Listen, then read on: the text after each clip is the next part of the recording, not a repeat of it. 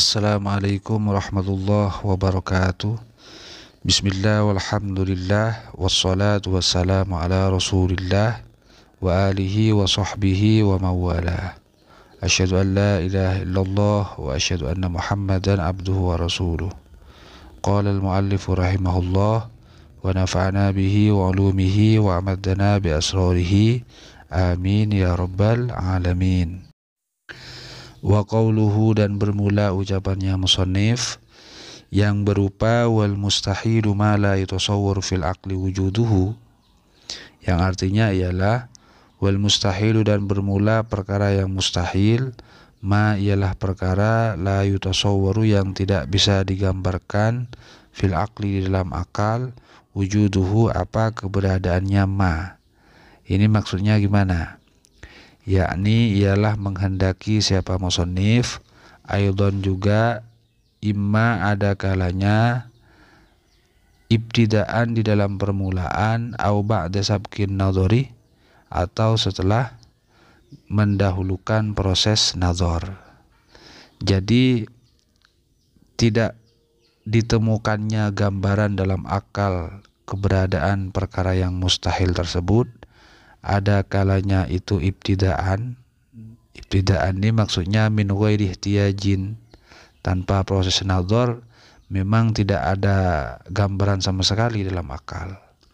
Atau ba'da sabqin nazar, atau setelah mendahulukan proses nazar, sehingga mustahil itu dapat dirasakan. Famisal awali, maka bermula contoh yang pertama ialah arwul jirmi, ialah kosongnya. Ini contoh yang ibtidaan ya, tidak tergambarnya keberadaannya perkara yang mustahil dalam akal, ibtidaan tanpa melalui proses nazar. Contohnya seperti apa? Arwul jirmi, kosongnya jirim, benda, anil harokati, dari pergerakan, wasukuni, dan diam. Ayakni tajarruduhu, kosongnya jirim, anhuma, dari keduanya, al haraka was sukun, ma'an, hali bersamaan, dalam keadaan bersamaan. Bihaitsu, dengan sisi layu jatuh tidak ditemukan, fihi, di dalam apa? Fihi, di dalam jirim tersebut, wahidun, apa salah satu, minhuma, dari harokah dan sukun. Jadi fa'innal aqla, maka sesungguhnya apa akal, ibtidaan di dalam apa permulaannya itu la yatasawwaru, tidak dapat menggambarkan apa al-aql subuta zalikal makna, terhadap subutnya, tetapnya ini yang telah dikehendaki lil jirmi, bagi jirim. Jadi tidak adanya gambaran keberadaan perkara yang mustahil dalam akal, yang mana itu wujud dirasakan dengan tanpa proses nazar. Contohnya ya ini, jirim itu, benda itu yang namanya materi, itu kosong dari pergerakan dan diam. Itu kan mustahil kan. Misalnya handphone ini diklaim sebagai sesuatu barang yang gak mungkin bergerak, gak mungkin diam. Ini kan aneh kan, mustahil. Sehingga tidak ditemukan hal itu dalam jirim, benda tersebut, salah satu dari keduanya. Karena akal itu dalam permulaannya itu tidak bisa menggambarkan subutnya apa arwul jirmi tersebut. Ya, masa ada barang, benda tidak diam, tidak bergerak, ini kan aneh. Tidak diam, tidak bergerak, tidak bergerak, tidak diam, ini kan aneh kan. Barang itu ada kalanya bergerak, ada kalanya diam. Maka ketika akal tidak bisa menerima tentang apa hal ini, maka ini mustahil fil aqli, ibtidaan. Tanpa proses nazar, akal mengklaim sebagai perkara yang mustahil. Wa misalus tsani, dan bermula contoh yang kedua yang masih butuh proses nazar, qaunuz zatil aliyati, ialah adanya zat yang maha luhur. Jirman ialah berupa jirim. Ta'ala maha suci Allah, siapa Allah, anzalika dari kaunuhu ilairihi ini, uluan dengan maha suci ataupun keluhuran, kabiran yang besar, yang agung. Fa inna istihalata hadzal makna, karena sesungguhnya apa kemuhalannya makna ini, alaihi atas Allah jalla wa azza, innama yudriku ialah dapat menempuh, mengetahui, memahami terhadap istihalah tersebut, al-aqlu apa akal, ba'da ayyasbiqah setelah harus mendahului, lahu terhadap proses idrok tersebut, an-nadharu apa nazar, fima di dalam sesuatu, yatarattabu yang telah tersusun, apa ma ala zalikah atas, ala zalika atas ini idrok ini, atas innama yudrikul aqli ila irihi. Jadi atau amma dzikra minal kauniyah, minal mustahili dari perkara yang mustahil, wa huwa dan bermula al mustahil tersebut, al jam'u ialah mengumpulkan. Ini ad-dhamir, dhamir huwa ini berrujuknya, marji'nya mengarah kepada mustahil ya. Wa huwa dan bermula al mustahil tersebut, al jam'u ialah mengumpulkan bainan naqidaini, antara dua perkara yang berlawanan. Jadi contoh yang kedua yaitu kemuhalan ataupun adanya sesuatu yang tidak dapat digambarkan dalam akal, tapi ba'da sabqin nazar, yang diperoleh oleh akal kita setelah melalui proses nazar.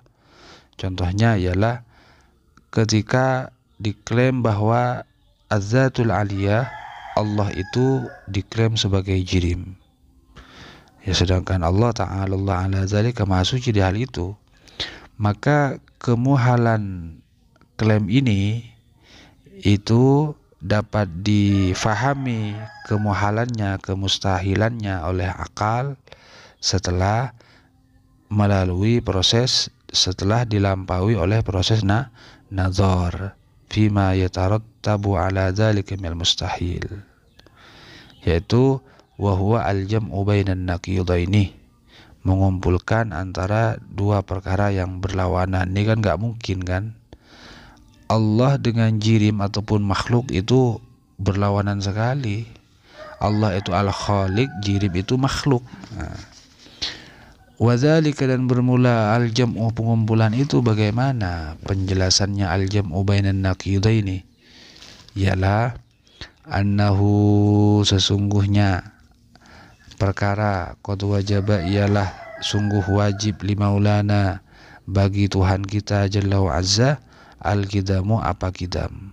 Allah, bagi Allah itu wajib sifat kidam. Sifat kidam itu Allah bersifatan dengan tidak diawali, tidak ada awalnya. Allah itu tidak ada awalnya, kidam namanya. Wal baqa'ulan wajib bagi Allah apa sifat baqa. Baqa ini tidak ada akhirnya, langgeng. Li'alla yalzama, karena agar tidak menetap ad-daur apa daur, awit tasalsuluh atau tasalsul.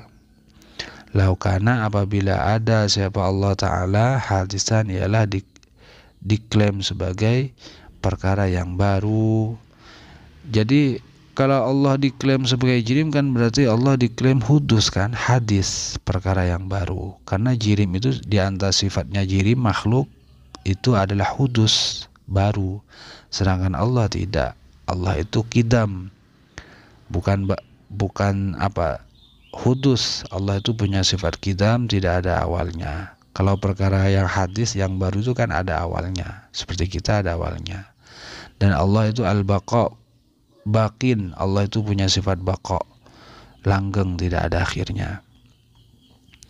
Kalau Allah itu diklaim sebagai jirim, maka berarti laukana bila ada Ta'ala siapa Allah Ta'ala hadisan itu diklaim sebagai perkara baru, falaukana Ta'ala maka bila ada siapa Allah Ta'ala jirman ialah jirim, la wajib maka wajib lahu bagi Allah al-hudusu apa? Sifat hudus, kebaruan. Ta'ala Allah maha suci Allah siapa Allah an dzalika dari al-hudus, uluan dengan kesucian kabiran yang agung. Kan karena kalau Allah diklaim sebagai jirim, benda, maka Allah wajib punya sifat hudus, dan itu muhal.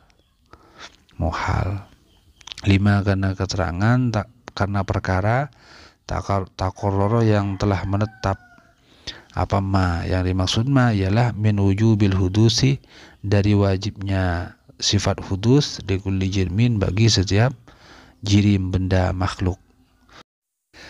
Kemudian fayalzamu maka menetaplah idzan ketika itu laukana ta'ala hadisan ila akhirih tadi itu al-laukana terhadap sesungguhnya perkara laukana ialah apabila ada ta'ala siapa Allah ta'ala jirman ialah diklaim sebagai jirim, benda, makhluk, materi.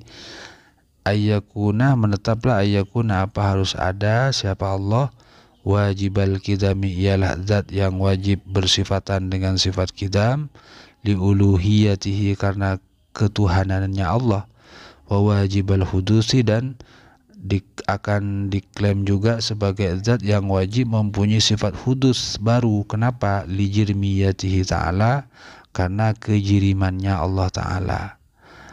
Sedangkan hal itu ta'ala maha suci Allah anzalika dari demikian, anzalika dari wajib al-hudus. Ya kan aneh kan?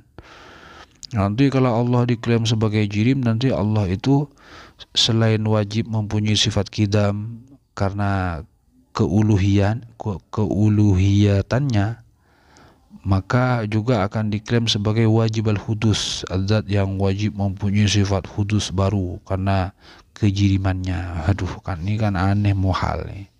Ta'ala maha suci Allah anzalika dari hal itu wajib al-hudus, uluan dengan kesucian kabiran yang agung. Wadzalika dan bermula itu apa? Ayyakuna wajibal kidam di uluhiyatihi wa wajibal hudus li jirmiyatihi, maka adalah jam'un proses pengumpulan bainan naqidaini antara dua perkara yang saling berlawanan. La mahalata itu pasti sudah tidak diragukan lagi, dan ini muhal, ini al-jam'u bainan naqidaini. Faqad arafta maka sungguh telah mengetahui engkau aidan juga bihadza dengan keterangan ini, dengan keterangan apa?